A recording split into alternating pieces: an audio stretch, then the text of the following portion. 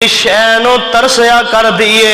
अल्लाह दी कसम भैन लखां पति क्यों ना होए, भैन करोड़ां पति क्यों ना होए, फिर भी अब्बे दे घर दे रुपये दियां चीज़ां नूं तरसया कर दिए। फिर भी वीरां दे एक माड़े जे सूट नूं तरसया कर दिए।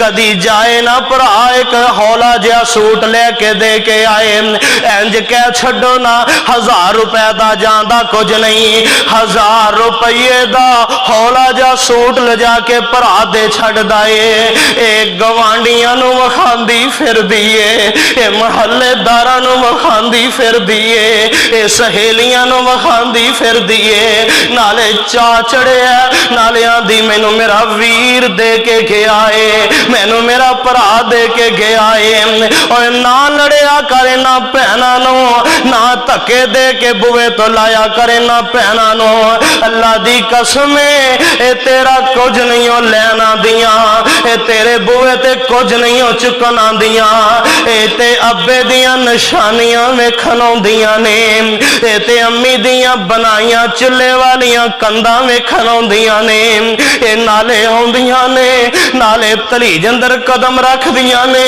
नाले ना दे कलेजे अंदर सट वजदी है कि पहला आंदियां सा उस चारपाई ते अब्बू बैठया करदे सन, उठ के कलेजे ला लिया करदे सन।